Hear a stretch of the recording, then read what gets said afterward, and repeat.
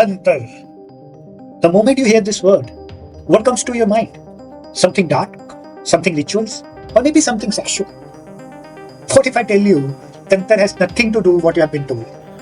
In fact, misunderstanding Tantra is one of the biggest spiritual mistakes of all our time. So, in this video, I'll try to explain what people think Tantra is all about, what actually Tantra means, the core idea of Tantra, what exactly it is, and why it is misunderstood. And then, at last, we'll go by what exactly Tantra teaches. So, let's go by the first part of it. Part 1. What people think about Tantra. Today, when we hear the word Tantra, people often imagine two extremes of it. Either something taboo and forbidden, or something erotic and sensual. And honestly, you can't blame them. Because modern media, pop culture, and even some fake gurus have reduced Tantra to just one thing: sexual practice. But here is the truth. It is like saying the ocean is just a drop of water. Tantra, in its originality, is vast, deep, and incredibly sophisticated. Now let's go by the part 2 of it. What exactly Tantra means. So let's first understand the word Tantra. Tantra comes from two roots. Tan, Tara. Tan and Tara. Tan means to expand, and Tara means to liberate. So Tantra literally means a tool or a method or a technology for expansion and liberation of consciousness. Where your consciousness, if you use that technology in the way it is, you can expand and liberate your consciousness and awareness. So it is not suppression of anything, not escaping it, but basically expansion of everything. So it doesn't reject life. It is not like you go into some mountains and caves and reject life. It uses life, Shakti, itself as a path. The core idea of Tantra. Most spiritual paths say, leave desires, control the mind, renounce the world. But Tantra says something different, radically different. Use everything, transform everything. Use your emotions, use your thoughts, even use your desires. Nothing is rejected in path of Tantra. Because Tantra sees the world as Shakti, as energy. And you also are manifestation of that same energy.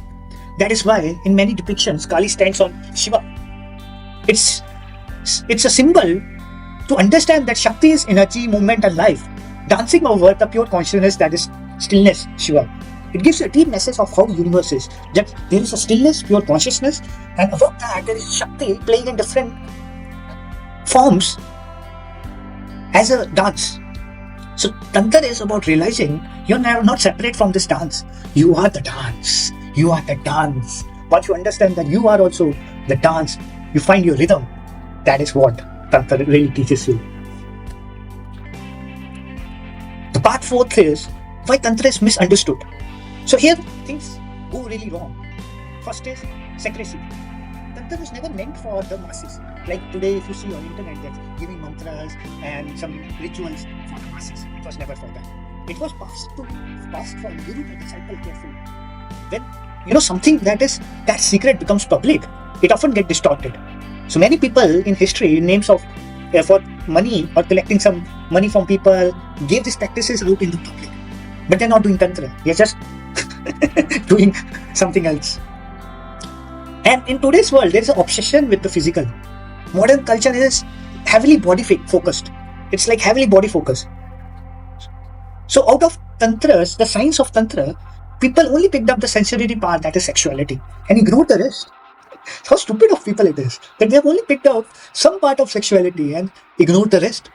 But real Tantra is 90% inner work and maybe 10% symbolic practices that also has a deep meaning, which only can be understood by a sadhak who is willing to transform his energy from lower dimension to higher dimension. He knows how to use this body, but it's just 10% of it. 90% is inner work.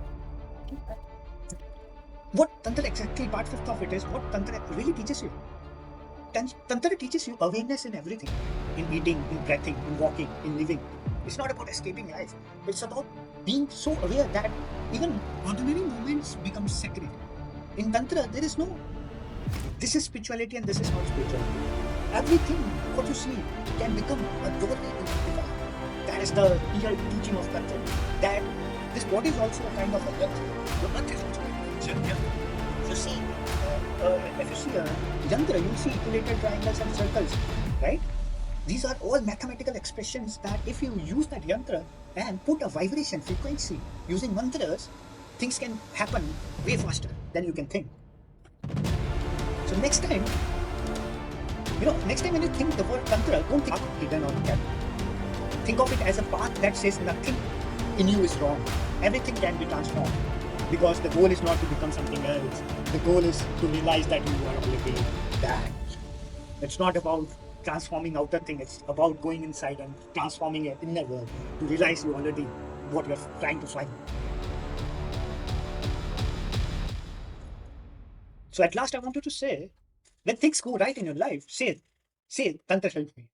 Don't say when it goes wrong in your life that there was a black magic that happened. No.